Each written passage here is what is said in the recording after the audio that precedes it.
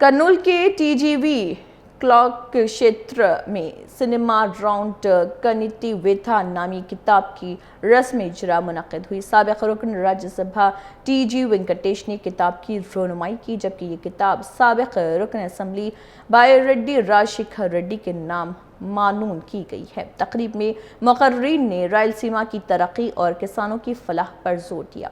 तकरीब से खिताब करते हुए साबिक़ रुकन राज्यसभा टी.जी. वेंकटेश ने कहा है कि अगरचे उनका ताल्लुक़ कारोबारी तबके से है, लेकिन वो हमेशा रायलसीमा के हुकूक़ और किसानों की फलाह के लिए काम करते रहे हैं। उन्होंने कहा है कि अपने दौर और वजारत में कर्नूल के छोटे किसानों के लिए मुतअद्दिद आबपाशी और लिफ्ट इरिगेशन मनसूबे मुतारिफ कराए गए। उन्होंने वज़ीर-ए-आज़म नरेंद्र मोदी और वज़ीर आला एन चंद्रबाबू नायडू के किसानों की बहबूद के लिए जारी स्कीमों का भी जिक्र किया। डिफरेंट कार्यक्रम ఇది కళా వేదిక। మళ్ళీ కళా వేదికలో రచయితలకు, ఉపాధ్యాయులకు, అలాగే కళాకారులకు, రైతులకు, విద్యావంతులు పుల్లయ్య లాంటి వారు, మరి బివి రెడ్డి గారు బ్రహ్మర్షి లాంటి వారు, ఆయన కళాకారుడు బ్రహ్మర్షి అన్ని, మన బైరెడ్డి గారు ఉద్యమ నాయకుడు, అందరూ ఉన్నారు ఇక్కడ। ఈ సభకు ఒక విధమైన అందం ఉంది, ఆనందం ఉంది, హ్యాపీనెస్ ఉంది। ఇప్పుడు రెండు విషయాలు, ఓబులే కూడా రైతు అని బొమ్మ వేసుకున్నాడు, చాలా చక్కగా ఉన్నది। ఈయన కళాకారుడు కదా, అన్ని కళలో ఉంటాడు, మళ్ళీ అది కళనో లేకపోతే నిజంగా రైతు నాకు తెలియదు, కానీ రైతు అని ఆయన చెప్పుకున్నాడు కాబట్టి ఆయన ఒప్పుకుంటాం। ఆయన నిజంగానే రైతు, అందుకే చెప్తున్నా। మీ ఊరేనా? సో కన్ఫర్మ్ చేస్తున్నావు పోలీస్ ఆఫీసర్, ఓకే, ధన్యవాదాలు। మా కళాకారునిగా పరిచయము, ఉపాధ్యాయునిగా పరిచయము, మీడియా రిప్రజెంటేటివ్గా మీడియాలో ఉండేవాడు ఈనాడులో, దాంతో పరిచయము, మరి ఎన్నో కళలకు కల్పిన ఆవిర్భవించిన మన ఓబులే గారు, ఓబులే గారు సుపరిచితులు, ముందు నుంచి ఎంతో స్నేహంగా ఉంటూ ఈ కళాక్షేత్రాన్ని నాకు తోడు వాదోటుగా ఉంటూ ఇటువంటి కార్యక్రమాలు నిర్విఘ్నంగా చేసేదానికి ఓబులే గారు నిరంతరం కృషి చేస్తూ మరి ఎన్నో అవార్డులు తెచ్చేదానికి కళాక్షేత్రకు, తనకు, తన సహచరులకు అవార్డులు తెచ్చే దాంట్లో ముందు ఉన్నాడు। రాయలసీమ ప్రాంతం ఒక రత్నాల సీమగానే కాదు, కళలకు పుట్టిన ఇల్లు కూడా। అలాగే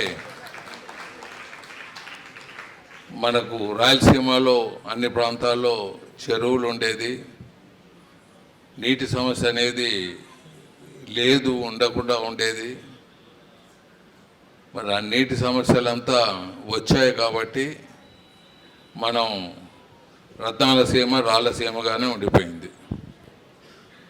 సో దాని గురించి చక్కగా పుస్తకాన్ని పద్య రూపంలో రాశారు। ఈరోజు బైరెడ్డి గారు వచ్చారు, మరి పుల్లయ్య బివి రెడ్డి గారు వచ్చారు, మరి బైరెడ్డి గారికి అంకితము ఓబులయ్య గారు రాయలసీమ సమస్యల మీద మరి ఒక పుస్తకాన్ని ఆవిష్కరించి ఈరోజు నాకు నా పేరున అంకితం చేయడం చాలా మరి అభినందనీయం। ఆయనకున్న ఎక్స్పీరియన్స్ మొత్తం ఏదైతే ఉందో, తను ఏ రకంగా ఈ రంగంలో ఒకవైపున కళారంగము, ఇంకొక వైపున మరి పద్య రచన, సాహిత్యము, వీటిల్లో ఎంతో అనుభవజ్ఞుడు కత్తి ఓబులయ్య గారు। ఆయన ఈ పుస్తకాన్ని రాయడం ప్రతివాడు చదవాల్సినటువంటి అవసరం ఉంది। దీన్ని బాగా ప్రమోట్ కూడా చేయదలుచుకున్నాము। ఈ పద్యాలను ఒక్కొక్కటి లేకపోతే కొన్ని గ్రూప్గా చేసి వాటన్నిటినీ కూడాను ప్రమోట్ చేయదలుచుకున్నాము।